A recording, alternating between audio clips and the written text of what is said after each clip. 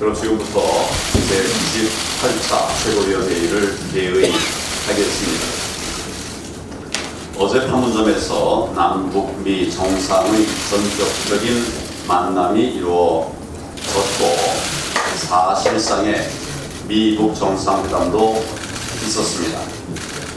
트럼프 미국 대통령이 포괄적 합의를 언급한 것이나 또 2~3주 내에 실무 협상을 시작한다고 밝힌 것은 교착 상태에 빠져있는 북핵 협상을 타개할 좋은 신호라고 생각합니다.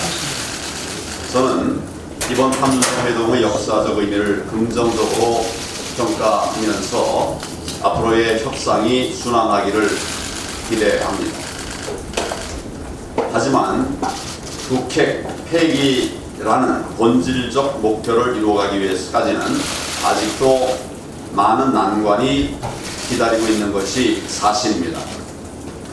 어제 한미 정상회담에서도 트럼프 대통령은 제재 완화를 서두르지 않겠다고 밝혔습니다. 북한이 영변 핵시설 폐기를 고집하며 살라미 전술을 펼친다면 실무 협상이 열려도 실질적인 진전을 기대하기 어려운 상황입니다. 문재인 대통령께서 진정한 중재자 역할을 하려 한다면 이러한 북한의 태도를 바꾸도록 설득하는 것이 우선 되어야 합니다. 또한 어제 트럼프 대통령의 발언을 살펴보면 미국은 철저하게 자국 안보에 집중하고 있음을 확인할 수 있습니다. 단거리 탄도미사일에 대한 트럼프 대통령의 언급이 전혀 없었고 또 북한의 직접적 피해자인 우리나라의 안전에 대해서도 형식적인 의지 표명조차도 하지 않았습니다. 우리가 우리 스스로 안보와 국방을 챙기지 않는다면 북한의 통미동남 전술과 미국의 자국 우선주의 사이에서 또 다른 차원의 심각한 위협에 직면할 수 있다고 봅니다. 이런 측면에서 어제 회담에 문 대통령께서 참석하지 못한 것은 대단히 아쉬운 부분이라고 하지 않을 수가 없습니다.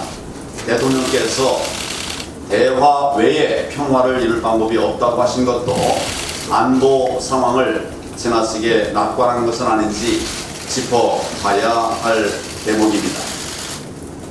이런 우려들을 해소하고 북핵 폐기를 이루기 위해서는 무엇보다도 튼튼한 한미 동맹이 뒷받침되어야 합니다.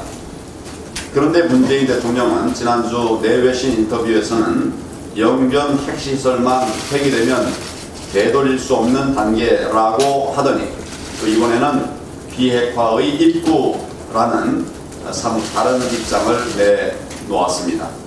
반면에 트럼프 대통령은 영변 폐기가 하나의 단계일 뿐이라고 했습니다. 중요한 단계가 아닐 수도 있다는 이야기도 했습니다. 전혀 다른 입장을 밝힌 것입니다.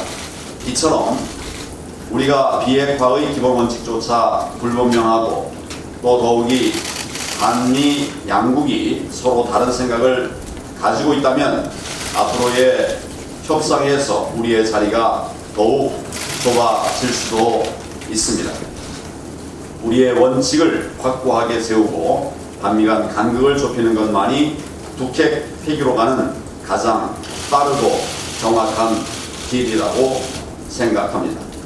우리 당은 정부가 진정한 평화를 향해 올바른 길을 간다면 초당적으로 협력하고 지원할 것입니다.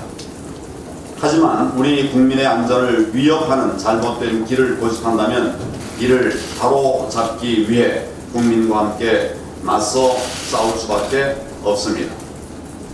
앞으로 북핵 폐기 협상을 해나가는 과정에서 우리의 안보와 동맹이 훼손되는 일이 없도록 대통령과 정부가 올바른 길을 선택해 가 주실 것을 바랍니다. 일본이 우리의 강제징용 배상 판결에 대해서 경제 보복 조치를 취할 것이라고 하는 보도가 나왔습니다.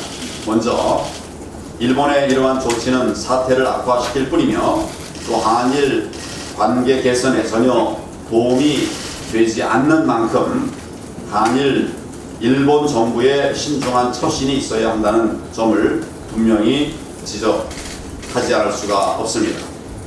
이런 일본의 태도는 비판을 받아 마땅하지만 우리 외교의 문제도 심각하게 염려하지 않을 수 없습니다. 이 정권에서 찾아보기 힘든 단어 가운데 하나가 통상외교입니다. 대통령께서는 순방 나가면 북한 챙기기에 바쁘고 또 우리 기업들을 위한 통상외교는 사실상 실종되다시피 했습니다. 안에서는 규제와 기업 옥죄기로 기업들의 발목을 다 잡아놓고 국제적인 무역 갈등을 해결할 대책도 사실상 없는 것 아닌가 싶습니다. 현재 우리의 대외 무역 상황은 실로 대위기에 직면해 있습니다. 이번 G20 정상회의에서 당장의 급한 불을 껐다고는 하지만 미중 무역 갈등으로 인한 우리 경제 위기는 여전히 현재 진행형입니다. 실제로 우리 수출이 4월 2% 감소에 이어서 5월에는 9.4%나 줄었습니다.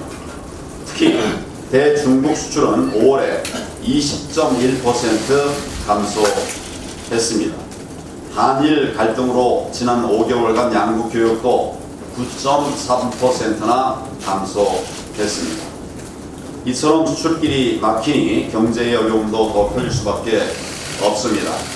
지난 금요일 발표된 5월 산업활동 동향을 보면은 제조업 재고율이 118.5%, 1998년 9월 이후 최악을 기록했습니다.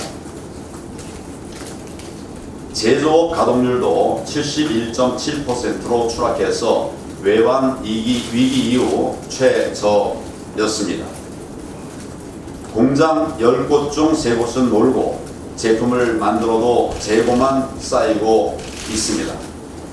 경제 정책 실패로 인한 내수 부진에 수출까지 감소하면서 우리 경제가 총체적 붕괴의 위기로 가고 있는 것입니다.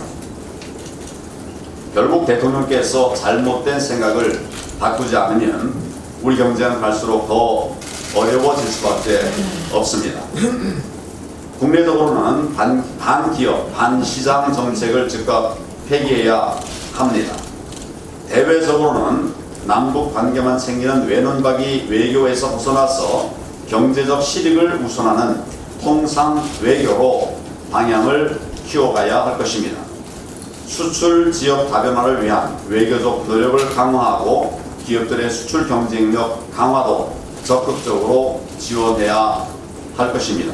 문재인 대통령의 인식 전환과 정책 대전환을 강력하게 촉구합니다.